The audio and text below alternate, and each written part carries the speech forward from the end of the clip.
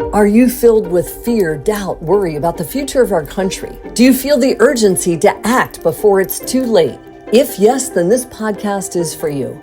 It's time for us all to confront the critical issues threatening our nation's fabric, our democracy itself, irregardless of our political stance. If you're ready to face reality, handle the tough questions, and find real solutions, then here's your host, Debbie Lynn Molyneux. Welcome to Terrified Nation. I'm your host, Debbie Lynn Molyneux. Can we save it? That's what we're exploring in this podcast series. And for me, it's like, duh, yes, we can. And not only should we, but we must. And this show is where we do explore alternatives to being afraid. And in the first 5 episodes, way back in January of 2024, I offered this background framework that I highly recommend people listen to first, because it provides a foundation for what now, as we interview guests who've gone from being afraid or angry or hopeless to become advocates for our nation and to live into the promise that our founders made us. And each one of our guests is dedicating themselves to a better future. I'd like to start each show with a question that we'll explore together. And today's question is, how can we maintain strong, deep connection when we feel deeply divided? And joining us to answer this question today and share her preferred future is Tania Israel. Now, Tania is a professor of counseling psychology at the University of California, Santa Barbara, and the award-winning author of Beyond Your Bubble: How to Connect Across Political Divides. Now, Dr. Israel has facilitated educational programs and difficult dialogues about a range of topics, including abortion, law enforcement, religion, and sexual orientation. A biracial, Asian American, bisexual, Jewish, Buddhist, feminist.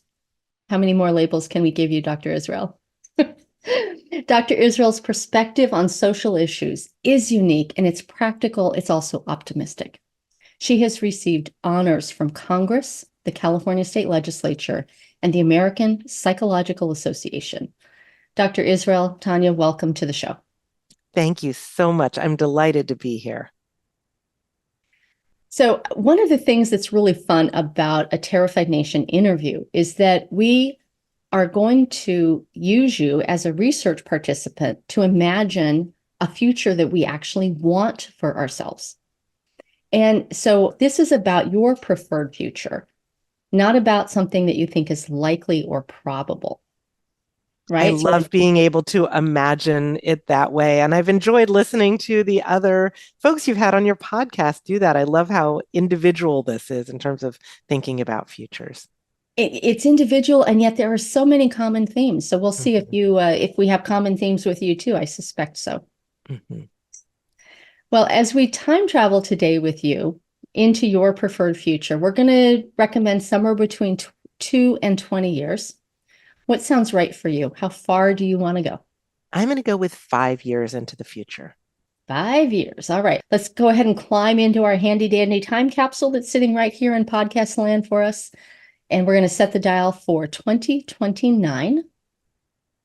And as you take a couple of deep breaths and the time capsule starts whisking us away into this future, when you get there, to remain your current self, your 2024 self, but imagine your 5-year older self. And when we ask questions, you're just going to observe your older self and report back what you see. You ready? Mm-hmm. All right, we're pulling into the 2029 station. And ding! Here we go. We're climbing out of the time capsule.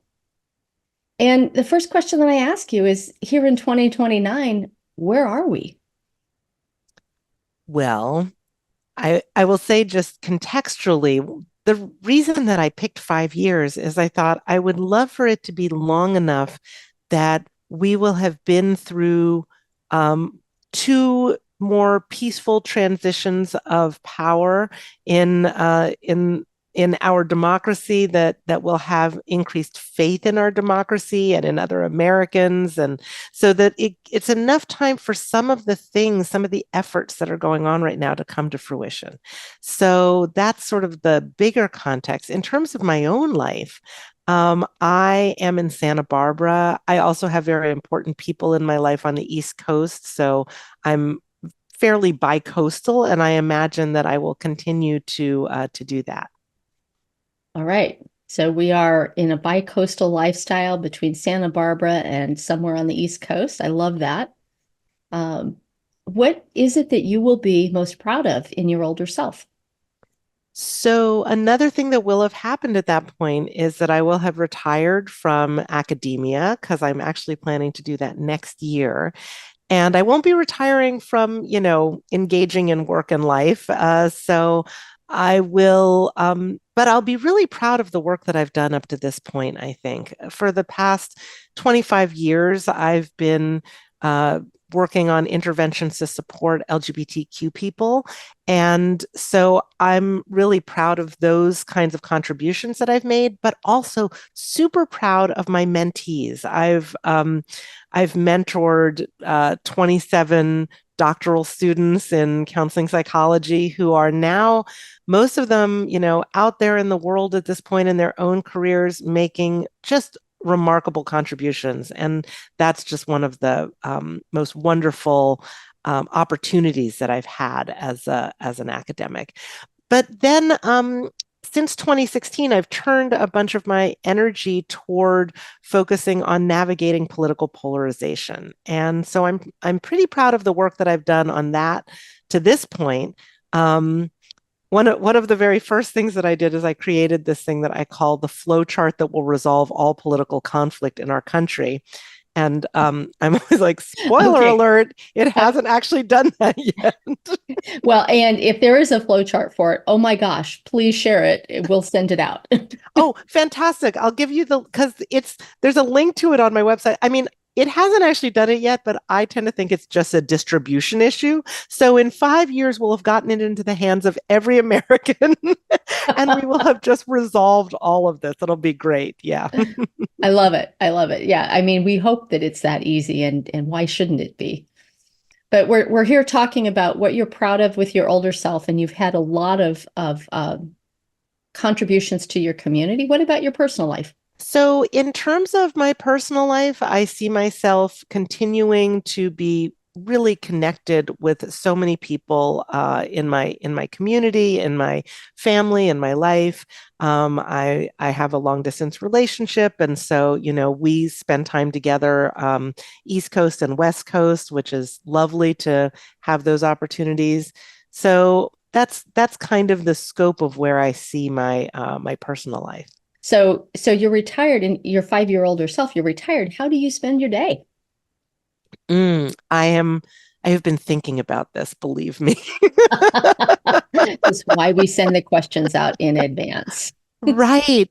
But no, even before you asked the question, I've been thinking a lot about what does my life look like after I retire from academia? So I have been loving the time that I spend writing and preparing for and delivering presentations. That feels super creative to me. So I really feel like I'm going to keep that creative part in. Oh, and I also write memoir, and I have a podcast where I read memoir and chat about it with a friend of mine who writes marvelous essays. So that's the Dr. Waffle and Friends podcast. So I don't know if we'll still be doing that, but I hope that I'll still be, doing more creative writing too. In terms of just for myself, I have a spiritual practice. I practice Buddhism. And so that I want to make sure that I'm maintaining that. Would like to do more for my body in terms of exercise. If you look at my clothing, you'd think I do more yoga than I actually do. So I'd like to make better use of all of my yoga clothes. And I like spinning and swimming. And so just sort of having all of those things on a more regular basis than I do. And then the other thing that I think about with my life is I love gathering with people for meaningful connection.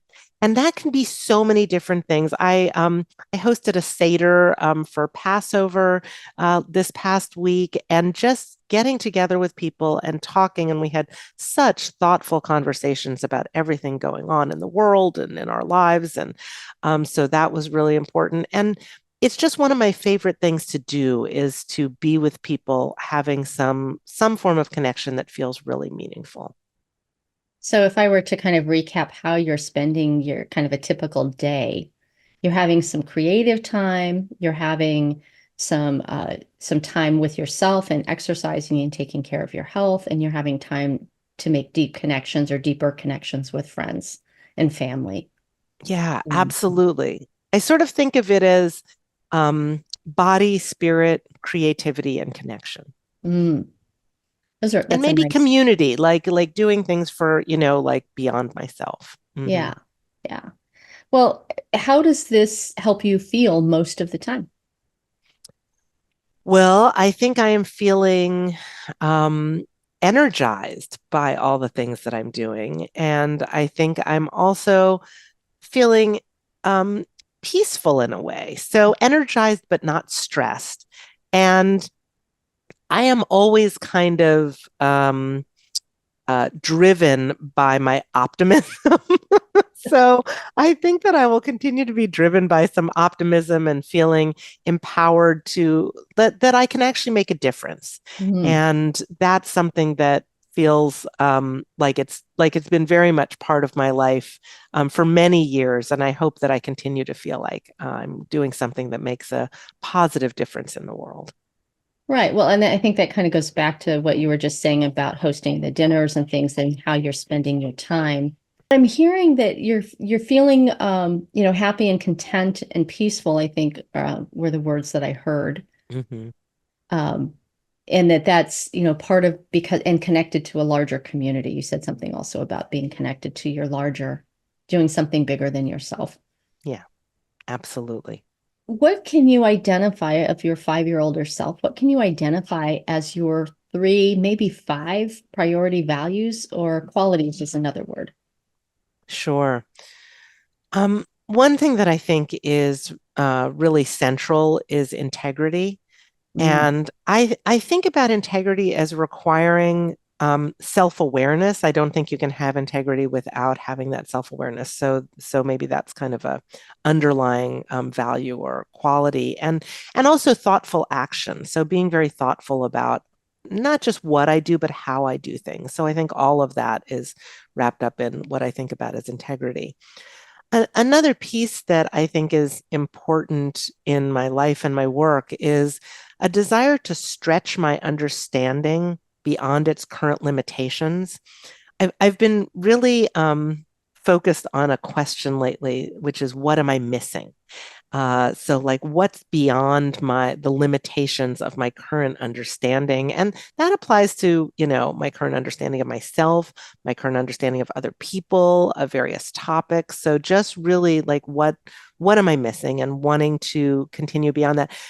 Some of that is a form of intellectual humility, I think, recognizing that there's more beyond, and some of it's a curiosity, but it's just a deep understanding that there is more beyond what I know. And then also compassion. And for me, compassion is really about um, wanting all beings to be free from suffering. And so compassion really includes a sense of equanimity, that it's not just compassion for the people who are close to me or the people who are on, my side, but really for everybody. I'm hearing a little bit, as a Buddhist practitioner myself, I'm hearing a little bit of the Bodhisattva vow Yeah, in what you're absolutely. saying. Yeah, and Absolutely. for listeners who don't know what the Bodhisattva vow is, it's basically a vow that Buddhists can take to try to ease suffering for everyone in the world, for all beings. Yeah. And really a And commitment to that. Mhm. Yeah. Oh, that's lovely that you're so thank you for seeing beyond what I was saying even in that. And I think part of the piece about desiring to stretch my awareness beyond its limitations is recognizing that our minds also tend to see things in very limited ways. And so, so I think some of that is also informed by my spiritual practice. Yeah, well, and I want to dig just a little bit about the kind of what am I missing question. I have the same question. I ask that all the time, like, what am I missing here? Another teacher that I followed a while back, she used to, and this was specifically about like men and women, but she used to ask the question of why are they doing that? But not from a like, why are they doing that kind of place, but really of like, there must be a good reason. I trust this person. I wonder why they're doing it that way. Yeah, absolutely. Yeah, it's something where, I hear people all the time say things like, oh, I simply can't understand how people can think or act or vote as they do. But it's said almost like a badge of courage or a badge of honor. It's like, oh, I am so moral and so well informed. Like I can't even imagine how somebody could think differently from myself. I think, oh my gosh, how are we not seeing that as a personal limitation that I can't understand other human beings? So really wanting to ask that question with a sense of embracing, expanding our views. Well, and I think you mentioned curiosity too is part of your kind of the self-awareness and openness to new ideas. I also get really sad when people don't have curiosity. Not that they have to agree with me when I have something, but the fact that like I may know something they don't and they could expand their awareness and still not change their mind. That's totally okay. Right. Right. I think about it sometimes as, if we have somebody in front of us who sees things a different way and we can't understand it, and we don't listen to them and really try to understand, it's like if we have a question about how to do something and there's a book or an instruction manual sitting right there and we refuse to read it. Yeah. Yeah. Yeah. Well, and then there comes the other side of that too, where I have people that often give me advice I haven't asked for. Yeah. Which I think is also part of our miscommunication in that, and so they're trying to show off their knowledge, if you will, rather than having that humility or curiosity. Sure. And I reckon I'm going to admit, I do not always welcome that advice. If I haven't asked for it, I just give it lip service, but it's true. But I also recognize the good intentions in offering that. Yeah. And I often actually learn something when I get over, I didn't ask for this. And I can learn something from that too. But yeah, it's back to that self-awareness piece. Well, we're coming in the home stretch. We just have a couple more questions for the formal part of the interview. And this next one to me is just like so essential. And you've touched on it a little bit, but for your future to be possible, what does your community need to include or provide? It's such an amazing thing to have the opportunity to sort of think about this.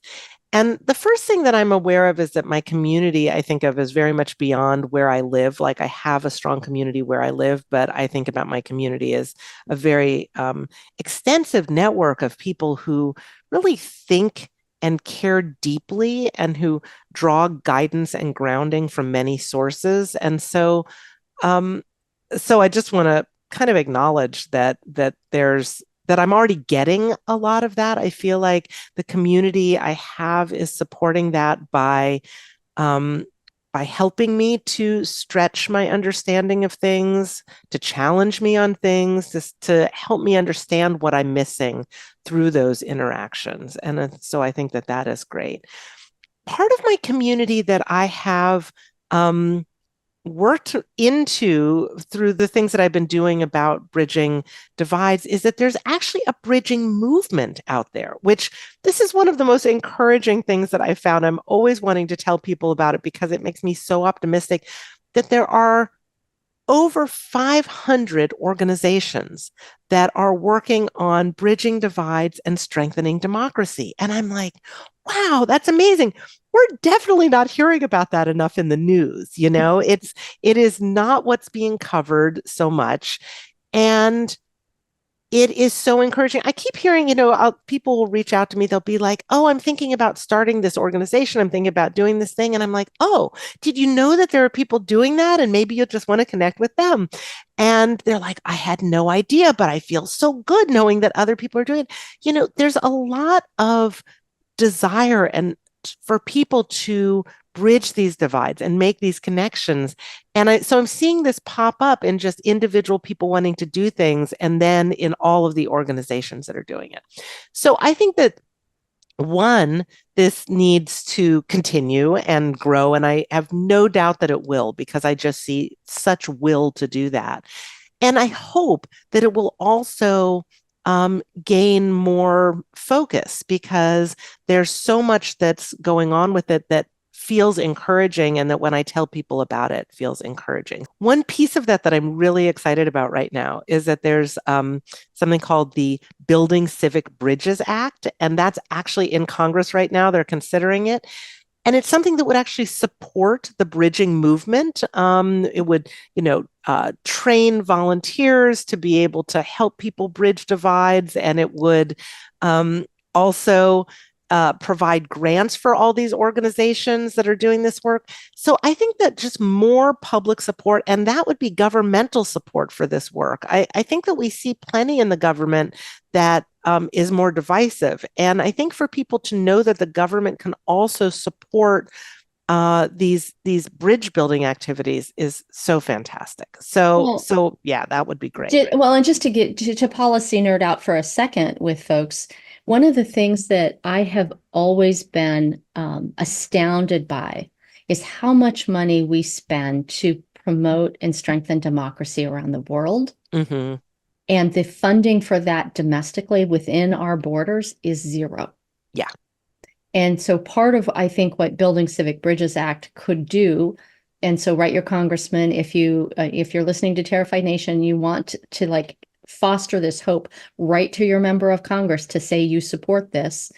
That would really help us inside the United States to strengthen our bonds of trust and affection with each other, which is core and essential to democracy itself.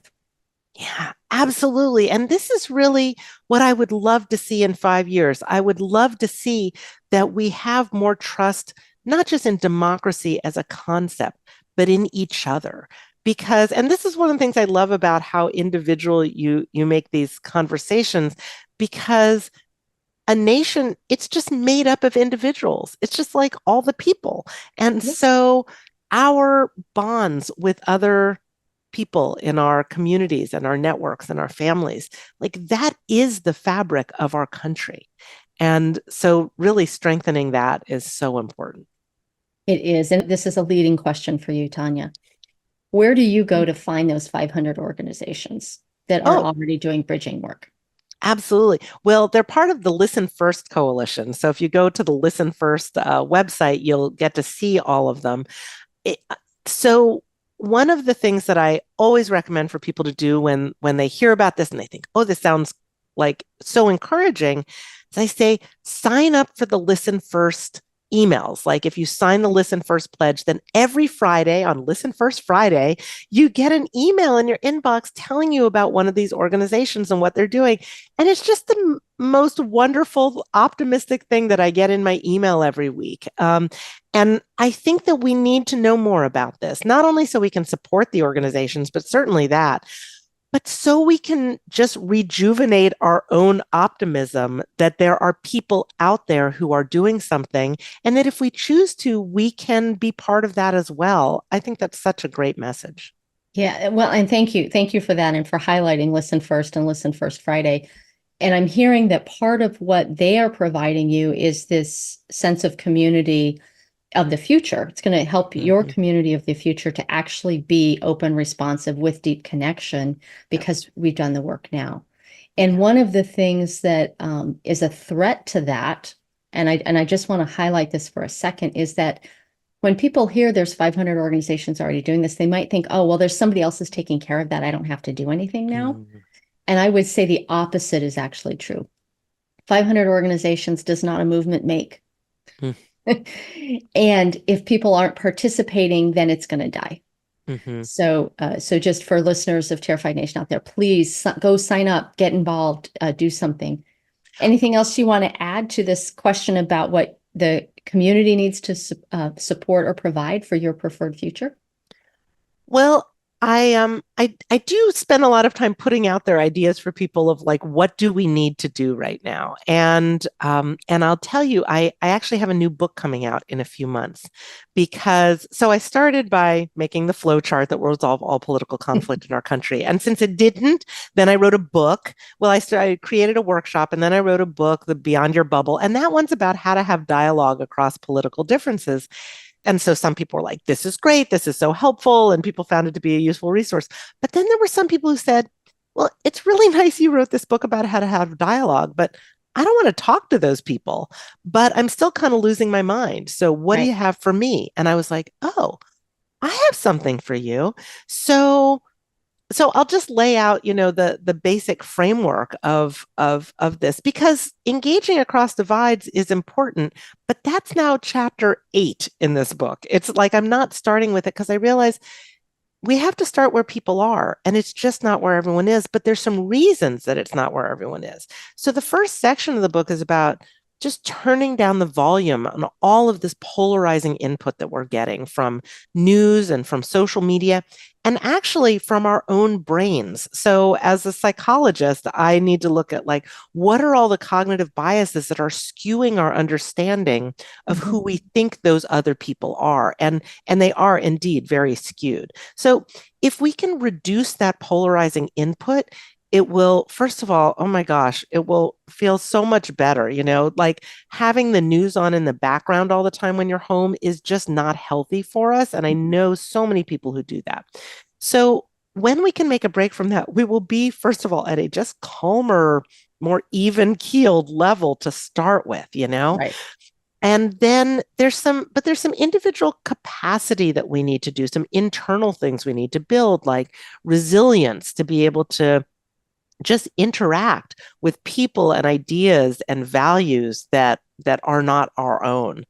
And then broadening our minds, things like perspective taking and intellectual humility.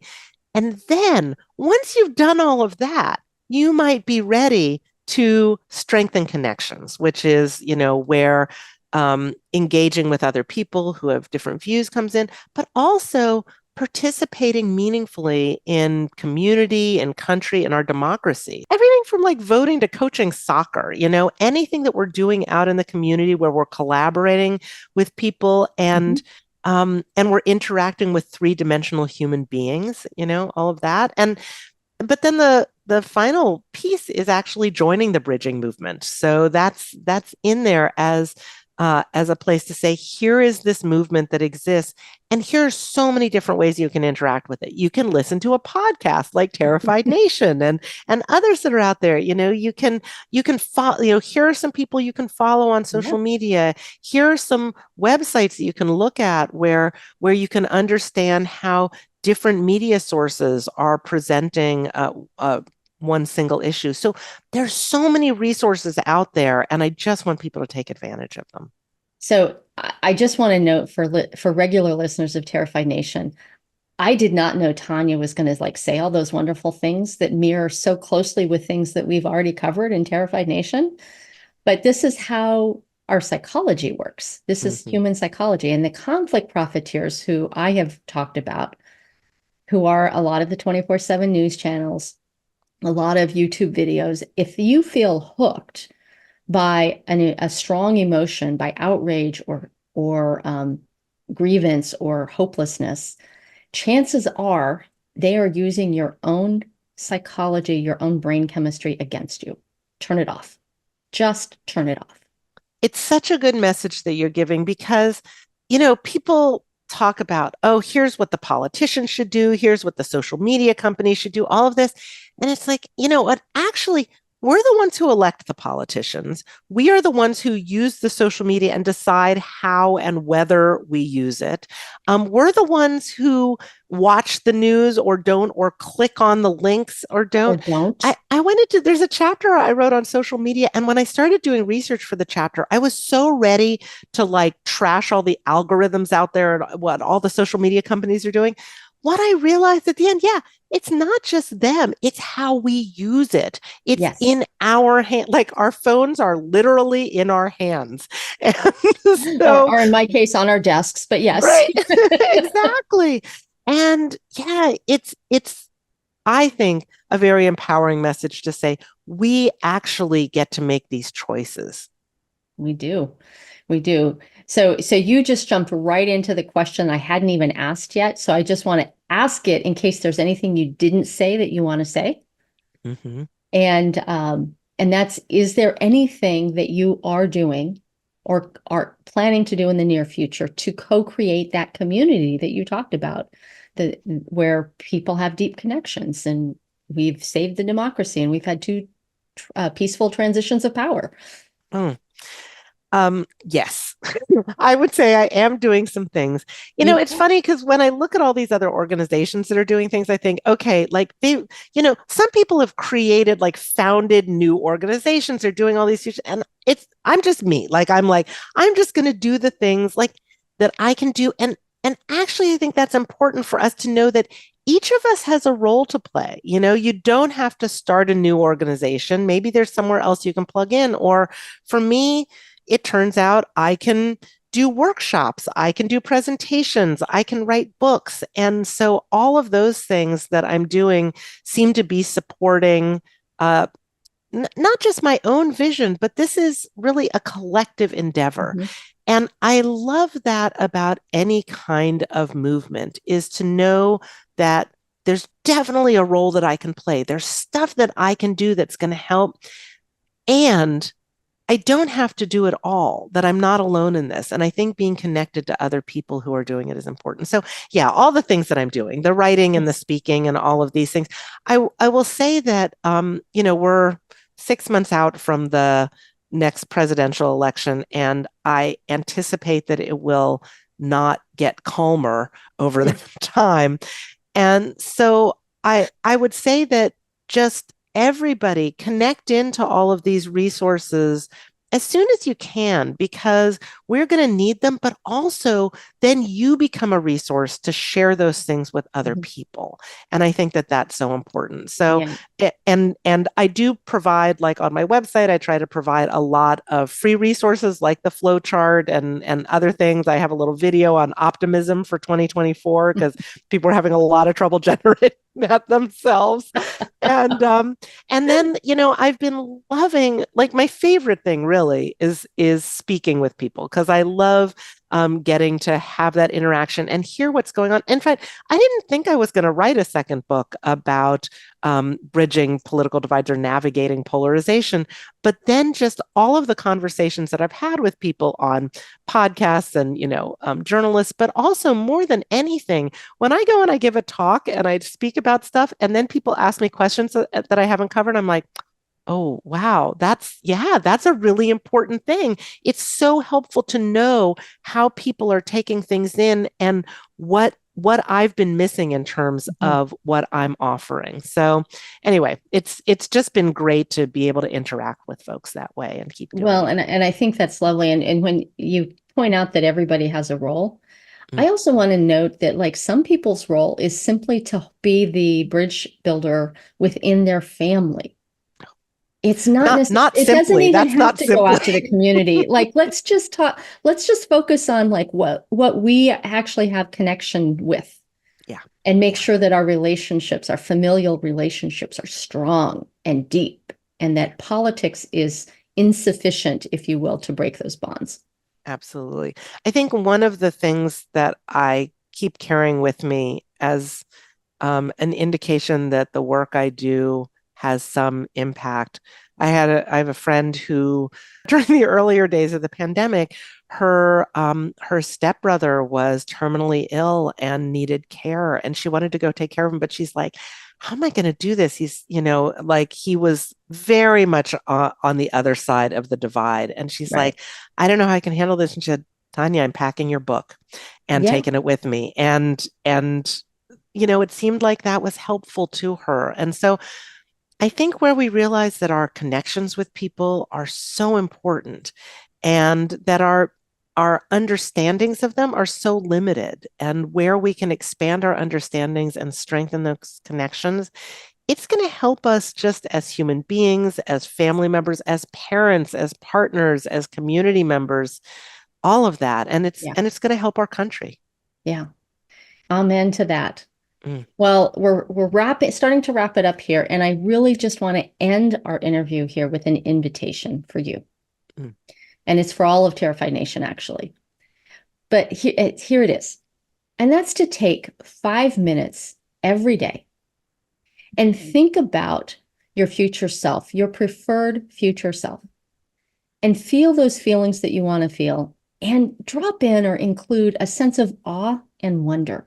This is based on neuroscience that shows that we will subconsciously create what we focus on. So the choice is ours. And you know this from your training and teaching.